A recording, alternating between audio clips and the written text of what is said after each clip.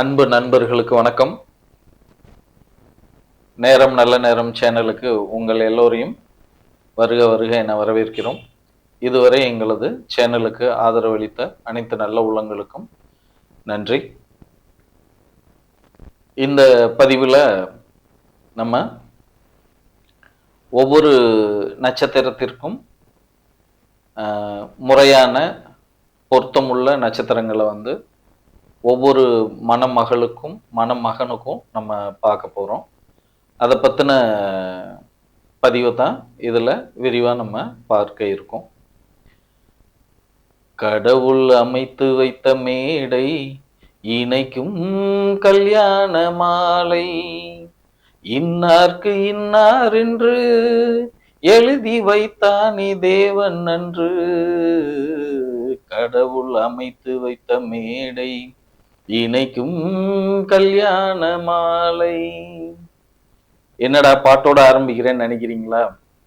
இந்த பாட்டுல இருக்கக்கூடிய விஷயம்தான் நம்மளோட வாழ்வியலா இருக்கு. ஒவ்வொருத்தருக்கும் அமையக்கூடிய வாழ்க்கை துணை நம்ம எதிர்பார்த்தது போல சிலருக்கு அமையுது, எதிர்பார்க்காதது போல பலருக்கு அமையுது. இதையெல்லாம் எங்க போய் கனெக்ட் ஆகுது அப்படின்னு பாத்தீங்கன்னா, ஜோதிடத்துல விதி மதி கதி அப்படின்ட்டு சொல்லுவாங்க. அப்போ நம்மளுக்கு வந்து இது விதிக்கப்பட்டது அப்படின்றது ஒண்ணு இருக்கும். நம்ம மதியால, அதாவது அறிவால வந்து மாற்றிக்கொண்டு அதன் மூலமா வந்து வாழணும்ட்டு ஒரு முறை இருக்கு. இது எல்லாம் இல்லாம இப்படித்தான் உனக்கு வந்து ஃபிக்ஸ் பண்ணி இருக்கு அப்படின்றது மாதிரி கதி, இதுதான் கதி அப்படின்றது மாதிரி சொல்லப்பட்ட விஷயங்களும் இந்த ஜோதிடத்துல அடங்கி இருக்கிறதுனால ஒவ்வொருத்தருக்கும் வந்து இறைவன் வந்து எங்கேயோ ஏதோ ஒரு இடத்துல தனது வாழ்க்கை துணையை வந்து வச்சிருப்பாங்க. அப்படி பார்க்கும்போது ஒவ்வொரு நட்சத்திரத்துக்கும் வந்து பாத்தீங்கன்னா நம்மளோட கர்மா விதி, நம்மளோட இந்த பிறப்புல நமக்கான கதி என்ன அப்படின்றதுக்கு தகுந்தது மாதிரி சில நட்சத்திரங்கள் வந்து இருக்கு. அந்த நட்சத்திரத்துல இருக்கக்கூடிய வரன்களை நம்ம பிள்ளைங்களுக்கோ பேர பிள்ளைங்களுக்கோ குழந்தைங்களுக்கோ வந்து பார்த்தீங்கன்னா அந்த திருமண வயது வரும் பொழுது நம்ம செலக்ட் பண்ணி செய்யும் பொழுது அவங்களோட வாழ்க்கை வந்து சிறப்பாக இருக்கும். ஏன்னா ஏற்கனவே நம்மளோட சேனல்ல அந்த திருமண பொருத்தத்தை பற்றி தெளிவாக நம்ம பேசியிருக்கோம். அதில் என்னென்ன குறைபாடுகள் இருக்கு அதை நிவர்த்தி பண்ணி இப்போ எங்களோட அனுபவத்தில் நான் வந்து நிறைய பேருக்கு வந்து பொருத்தம் பார்த்து கொடுத்த வகையில் என்னோட அனுபவங்களுக்கு தகுந்தது மாதிரி சக்சஸ் ஆன அந்த சில பொருத்தங்களை மட்டும் நம்ம ஒவ்வொரு நட்சத்திரத்துக்கும் வந்து வரிசையா நம்ம பார்க்க இருக்கிறோம். இதுல நம்ம முக்கியமா கவனிக்க வேண்டியது என்னன்னு கேட்டீங்கன்னா, நம்ம ஆசைப்பட்ட ஒரு வரன் நமக்கு வாய்க்கப்பட்ட அந்த நட்சத்திர கூட்டணியில இல்லை அப்படிங்கும் பொழுது சிலருக்கு ஏமாற்றமா இருக்கு, சிலருக்கு நல்லாவே அமைஞ்சிருது. சில பேர் கல்யாணத்துக்கு பின்னாடி வந்து செட்டில் ஆயிடுறாங்க, சில பேர் வந்து கொஞ்சம் கஷ்டப்படுறது மாதிரி இருக்கு. அப்போ இதுக்கு எல்லாத்துக்குமே காரணம் என்ன அப்படின்னு பார்க்கும் பொழுது நம்மளுடைய கர்மா, நம்ம முன்னோர் வழி கர்மா, இது எல்லாம் சேர்ந்துதான் நமக்கு வந்து வரக்கூடிய வாழ்க்கை துணையை வந்து அமைக்குது. அப்படின்னு பார்க்கும் பொழுது இந்த திருமண பொருத்தம் பார்க்கறதுல முக்கியமா சூரியன் வந்து எந்த சாரத்துல இருக்காரு, சந்திரன் எந்த சாரத்துல இருக்காரோ அந்த நட்சத்திரத்தை தான் நம்ம வந்து நட்சத்திரமா எடுத்து அதுக்கு தான் நம்ம பொருத்தம் எல்லாம் பார்க்கிறோம். அதே போல வந்து பாத்தீங்கன்னா நம்ம ஜாதகத்துல லக்னம்னு ஒண்ணு இருக்கும். அந்த லக்னத்தோட அதிபதி எந்த நட்சத்திரத்தோட சாரத்துல எந்த பாவகத்துல இருக்காரு அப்படின்றத பொறுத்தும் வந்து நம்ம பொருத்தங்கள் பார்த்து செய்யும் பொழுது ஒவ்வொருத்தரோட வாழ்க்கை துணையும் சிறப்பா அமையும், வாழ்க்கையும் வந்து பாத்தீங்கன்னா சிறப்பா அமையும். ஏன்னா இப்ப பொதுவா பொருத்தங்கள் பார்க்கும் பொழுது இங்க மிக முக்கியமா மணப்பெண்ணை மட்டும்தான் மையப்படுத்தி திருமண பொருத்தம் பார்க்கப்படுது. நீங்க ஒரு ஜோதிடர்கிட்டயே பொருத்தம் பார்க்க போனீங்கன்னா, முதல்ல வந்து பெண்ணோட நட்சத்திரத்த எழுதுவாங்க. அதுக்கப்புறம் தான் மணமகனோட நட்சத்திரத்த எழுதுவாங்க. ஏன்னா, அந்த பெண்ணுக்கு தான் வந்து திருமணம் அப்படின்றதுல முக்கியத்துவம் தரப்பட்டிருக்கு.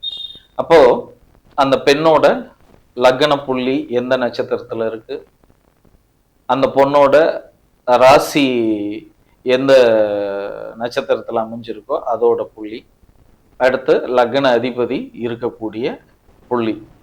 இந்த 3ல வந்து பாத்தீங்கன்னா, ஏதோ ஒரு நட்சத்திரம் நம்மளுக்கு வந்து கலந்து இருக்கும். அந்த நட்சத்திரம் தான் நம்மளோட வாழ்க்கையில, இந்த பிறவியில நமக்கு வந்து விதிச்சிருக்கக்கூடிய வாழ்க்கை துணை.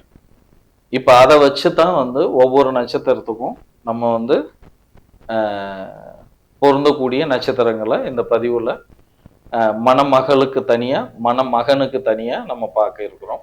ஏன்னா, இப்போ உதாரணத்துக்கு வந்து முதல் நட்சத்திரம் அசுபதி.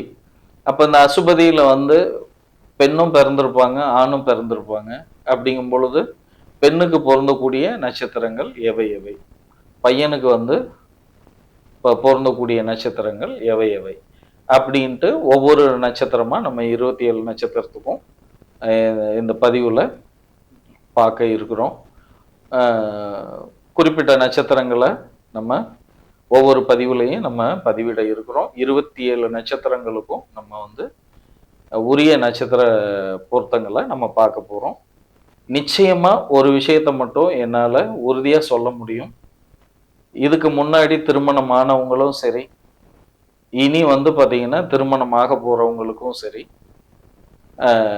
நீங்க என்ன பண்ணலான்னா, இப்ப நான் சொல்லக்கூடிய பொருத்தங்கள் சந்திரன் இருக்கக்கூடிய புள்ளியிலயோ, அல்லது சூரியன் இருக்கக்கூடிய அந்த சார்ந்து இருக்கக்கூடிய நட்சத்திரத்திலயோ, அல்லது லக்னாதிபதி சார்ந்து இருக்கக்கூடிய நட்சத்திரத்திலயோ, நான் சொல்லக்கூடிய அந்த நட்சத்திரங்கள் வந்து 100க்கு 100% வந்து கண்டிப்பா பொருந்தி இருக்கும். அதுல எந்த மாற்றமுமே இல்ல.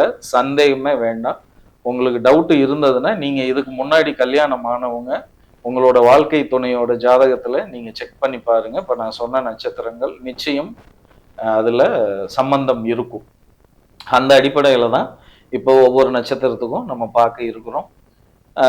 நீங்க பொதுவா வந்து ஒரு நல்ல ஜோதிடர், உங்களோட குடும்ப ஜோதிடர்கிட்ட பொருத்தம் பார்த்துட்டு, இப்ப நான் சொன்ன நட்சத்திரங்களையும் வந்து மனசுல வச்சு, அதையும் வந்து பொருந்துதான்னு பார்த்துட்டு நீங்க செஞ்சீங்கன்னா, நிச்சயம் உங்களோட வாழ்க்கை துணை நல்ல சிறப்பான வாழ்க்கை துணையா அமையும். இதுல நான் வந்து ஒவ்வொருத்தரோட ஜாதகத்திலயும் அவங்கவங்களுக்கு தனித்தனியா தோஷங்கள் இருக்கலாம். அத பத்தி நம்ம இன்னொரு பதிவுல நம்ம பார்ப்போம். இப்ப நம்ம பார்க்க இருக்கிறது வந்து ஒவ்வொரு நட்சத்திரங்களுக்கும் தகுந்த பொருத்தமான நட்சத்திரங்கள மட்டும் தான் நம்ம பார்க்கிறோம். மற்றபடி தோஷங்கள் இருக்கிறது இதெல்லாம் வந்து உங்களுடைய குடும்ப ஜோதிடர்கிட்ட, நீங்க பார்க்கிற ஜோதிடர்கிட்ட நீங்க கலந்து ஆலோசனை பண்ணிக்கலாம். இந்த இதுல ஒவ்வொரு நட்சத்திரத்துக்கும் நம்ம தெளிவா நம்ம சொல்லியிருக்கோம். பொதுவா பார்க்கும் பொழுது சில நட்சத்திரங்கள் பொருத்தங்கள் வரலாம். ஆனால் உங்களுக்கு அமைய போறது வந்து பார்த்தீங்கன்னா, இப்ப நான் சொல்லக்கூடிய நட்சத்திரங்கள்ல கன்ஃபார்மா வந்து அமையும். அதுல எந்த மாற்றமும் இல்ல. நீங்க வேணா முயற்சி பண்ணி பாருங்க. நிச்சயம் இப்ப நாங்க செலக்ட் பண்ணக்கூடிய, நான் இப்ப சொல்லக்கூடிய நட்சத்திரங்கள்ல நீங்க பொருத்தம் பார்த்து திருமணம் செய்யுங்க. ரொம்ப சிறப்பா இருக்கும். எல்லோருக்கும் வாழ்த்துக்கள தெரிவிச்சுக்கிட்டு, இப்போ நம்ம ஒவ்வொரு நட்சத்திரமா அடுத்த நட்சத்திர வரிசையில திருவாதிரை நட்சத்திரத்துக்கான நம்ம அந்த பொருத்தமான நட்சத்திரங்கள நம்ம பார்ப்போம். முதல்ல திருவாதிரை நட்சத்திர பெண்களுக்கு எந்தெந்த நட்சத்திரத்துல வாழ்க்கை துணை அமையும் அப்படின்னு பார்க்கும் பொழுது, அஸ்வினி, பூரட்டாதி, மூலம், பூரம், ரேவதி, விசாகம், உத்திரம், பூராடம். இந்த நட்சத்திரத்துல நீங்க உங்களோட வாழ்க்கை துணையை தேர்ந்தெடுக்கலாம். இந்த நட்சத்திரங்கள் தான் நிச்சயம் உங்களுக்கு வாழ்க்கை துணையா அமையும்.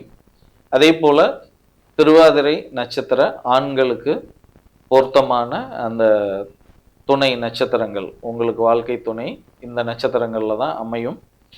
அந்த வரிசையில பூரட்டாதி, கிருத்திகை, மூலம், பூரம், ரேவதி, பூசம், விசாகம், உத்திரம், பூராடம். இந்த நட்சத்திரத்துல தான் உங்களுக்கு வாழ்க்கை துணை அமையும். புதிதா திருமணத்திற்கு முயற்சி பண்ற ஆண்கள் திருவாதிரை நட்சத்திரத்துல பிறந்திருந்தீங்கன்னா, இப்ப நான் மேற்கொண்டு சொன்ன அந்த நட்சத்திரங்கள்ல தான் உங்களுக்கு வாழ்க்கை துணை அமையும். அல்லது இந்த நட்சத்திரங்கள்ல உங்களோட வாழ்க்கை துணையை நீங்க அமைச்சுக்கும் பொழுது உங்களோட வாழ்க்கை சிறப்பாக இருக்கும். உங்களுக்கு சிறப்பான வாழ்க்கை அமைய வாழ்த்துக்கள்.